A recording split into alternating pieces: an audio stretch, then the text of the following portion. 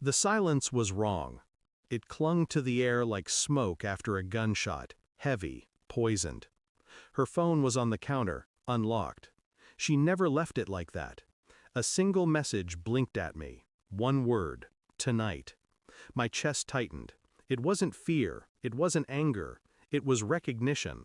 The way a man recognizes the echo of something he already knew but refused to face. I stared at the screen until the letters burned into my eyes. I wanted to look away. I couldn't.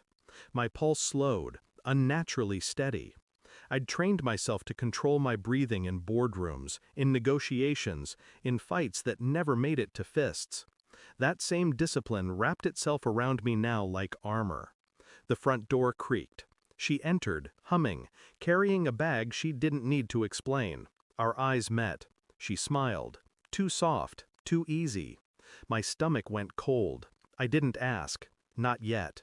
Longer. I saw it in the way she laughed at her phone, her thumb grazing the screen like it was skin. I saw it in her eyes when she looked at me. Not empty, not guilty, but rehearsed. I told myself I was imagining it. That betrayal couldn't sit so close to me, under my roof, in my bed.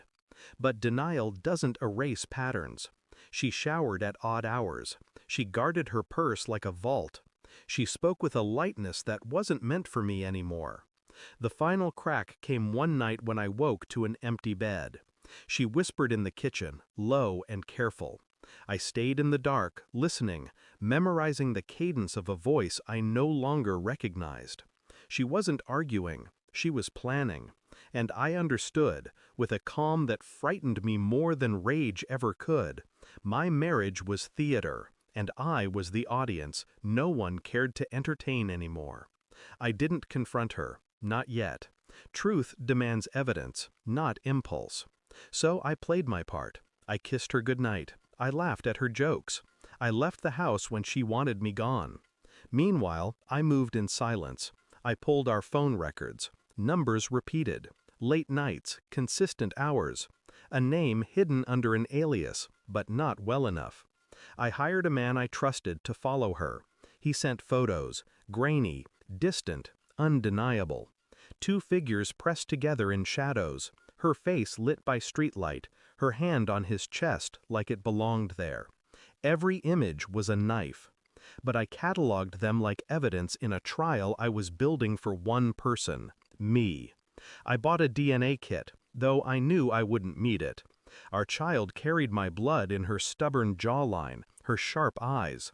Still, I needed proof, because suspicion is smoke, and I required fire. The results came back clear. She was mine. At least that. A strange relief, a strange grief, because it confirmed the betrayal wasn't about paternity, it was about choice. She chose him. I waited until she was comfortable, curled on the couch with her glass of wine. I sat across from her, silent. She looked up, blinking, sensing something in the stillness. I slid the manila folder across the table. She frowned, opened it. Photos, phone records, a printout of text messages. Her hand trembled. "Where did you—" I didn't answer. I didn't need to. Her face collapsed, cycling through denial, anger, bargaining. Her mouth opened, but the words were weak, wasted. I sat there, calm, detached, watching her unravel. I wanted to scream. I wanted to break everything in the room, but I didn't. I let silence do the work. Silence is heavier than fury. She begged. I didn't move. I leaned forward finally. My voice was flat. I knew months ago. Her eyes widened. She thought she had fooled me. She thought her secret life was still secret. I stood, slow, deliberate, and placed the house keys on the table. "You don't live here anymore." Her lips parted, desperate, searching for a foothold. I gave her none. Revenge didn't require shouting. It required clarity. The life she thought she controlled slipped through her fingers in silence, in finality. I walked away without looking back. The sound of her crying followed me like a ghost, but I didn't stop. The house is quiet now. Too quiet, maybe, but it's mine again. I sit at the kitchen table in the same chair, the folder gone, the air clean. I should feel grief. I should feel rage.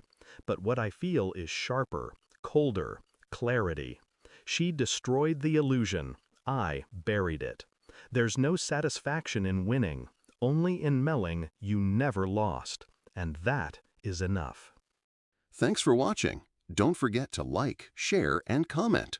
Subscribe now to Cheating Stories Insight World for more amazing stories.